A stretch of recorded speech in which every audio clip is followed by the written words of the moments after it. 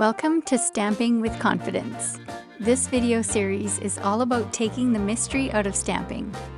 If you've ever had stamps bleed, smudge, blur, or just not behave the way you expected, you're not alone. And it's not because you're bad at it. In this series, I'm breaking stamping down into simple practical lessons so you understand why things go wrong and exactly how to fix them. Welcome to lesson number 1. If you've ever used a brand new stamp and thought, why isn't this working? It's not you.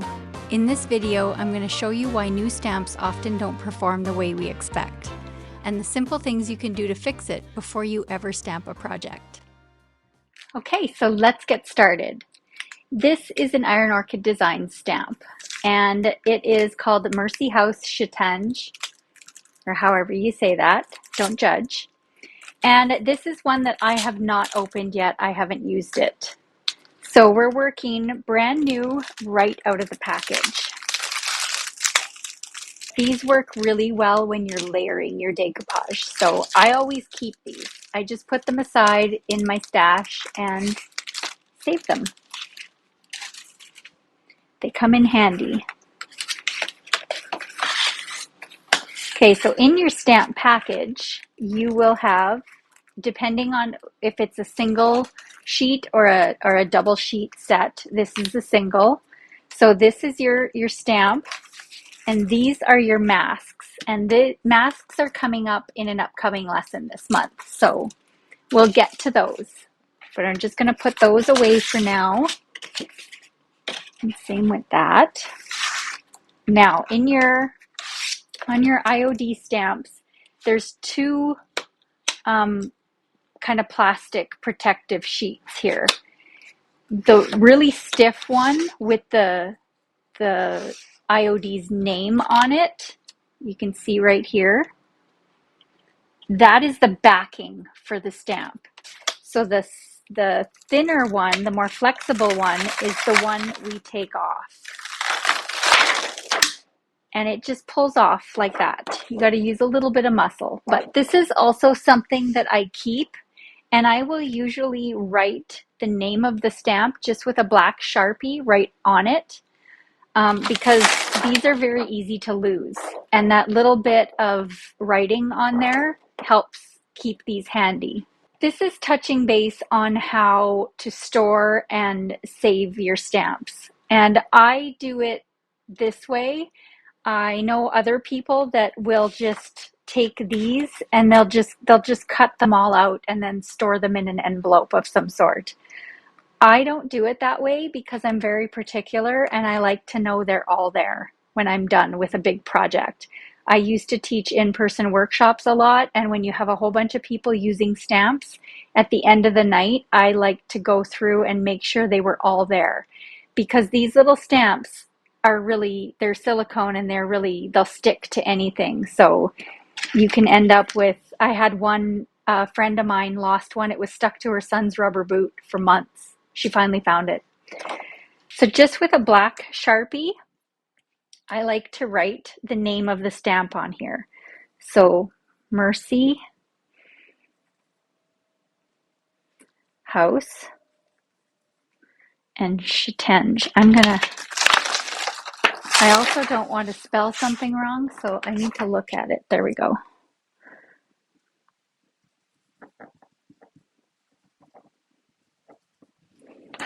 Okay, so now that makes that a lot more visible, right? So that's why I do that. So I'm just going to put that aside for now because I don't need it.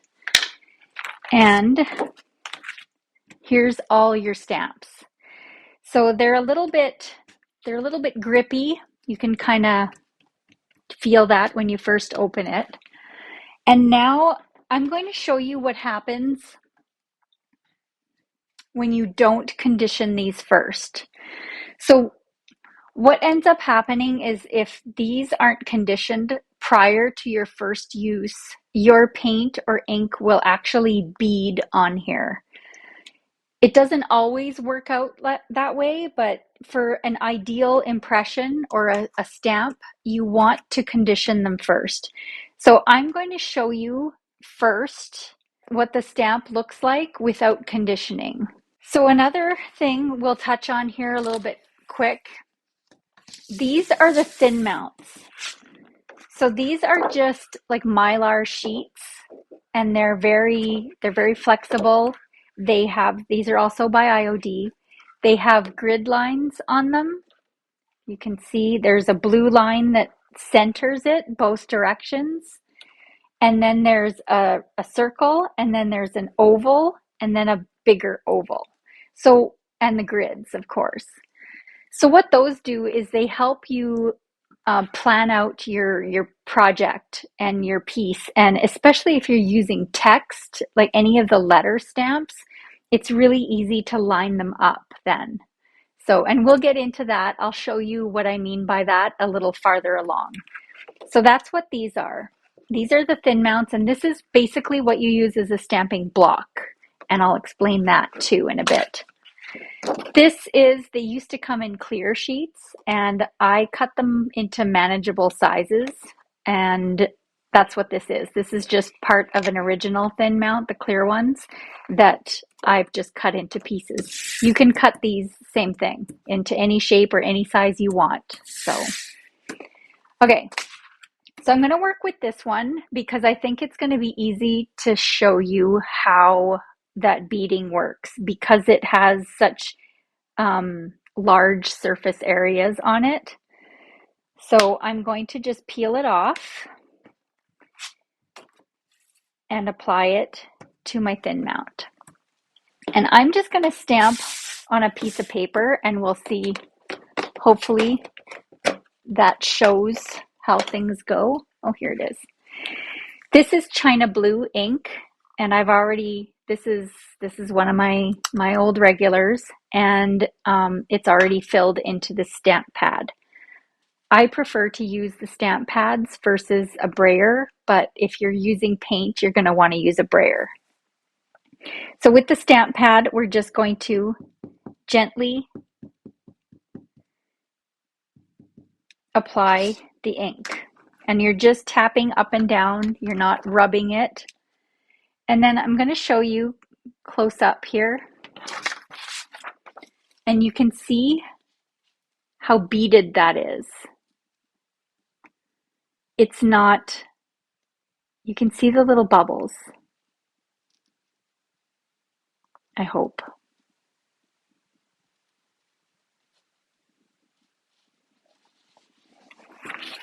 And then we're going to stamp it on this piece of paper.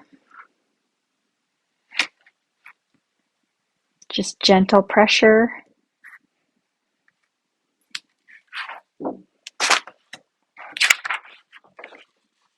And then you can see how those little bubbles will show up in your stamp. It doesn't look horrible, but it just isn't ideal. So I have cleaned off any excess.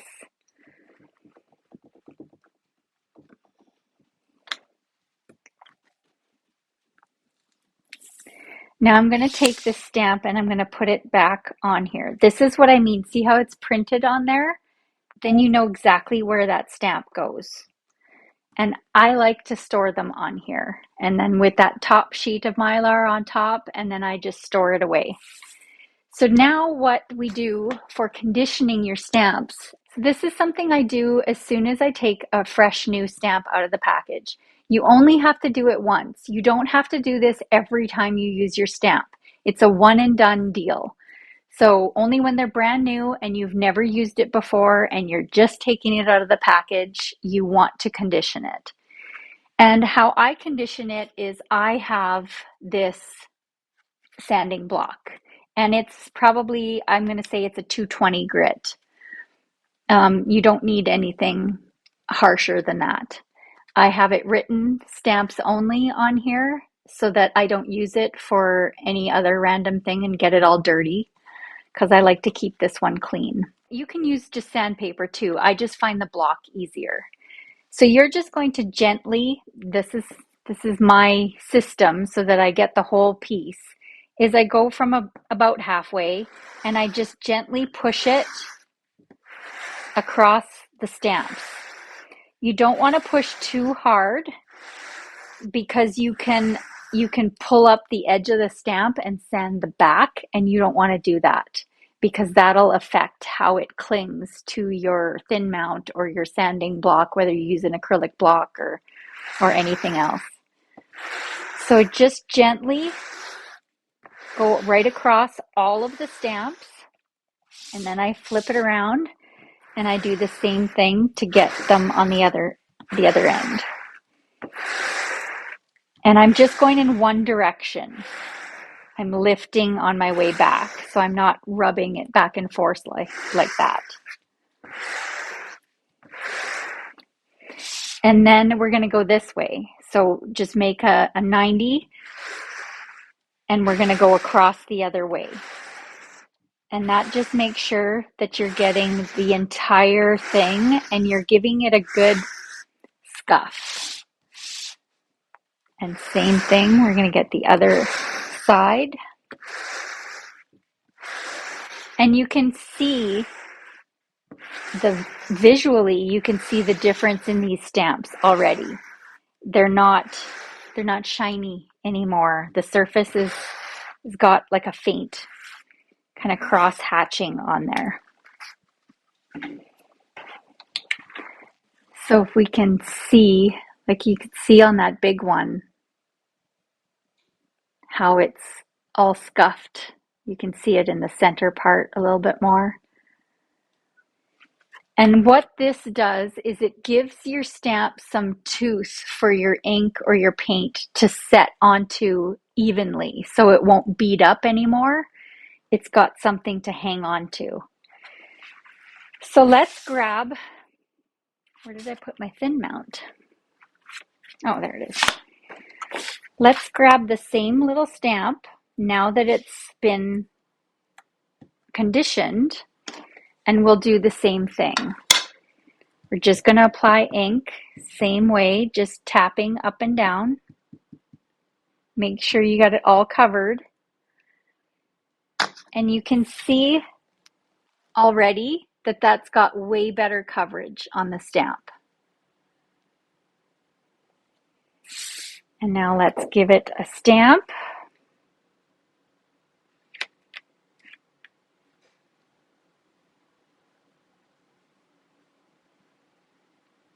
Making sure you just use gentle pressure. And there you go. Now you can see that is a noticeable difference from conditioned to unconditioned to conditioned. It really does make a difference in how your stamps will perform. So this is a very important step.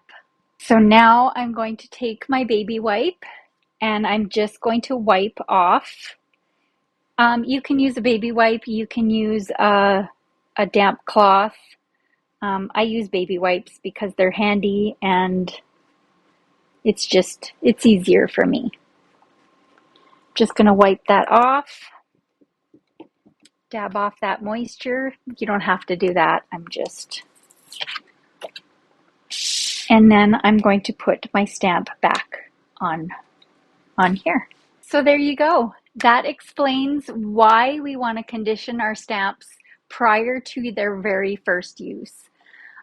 You're not going to have to do that again. If you found on a stamp that you may have missed it a little bit when you were doing your initial conditioning, then you can go back and touch it up a little bit. But be careful to not press too hard because, like I said, if you roll this up, if you grab that with the sanding block and you end up sanding on that, it's going to affect the adhesion of your stamp to your thin mounts or your acrylic blocks. All right. Thanks so much for watching, and we'll catch you on the next lesson.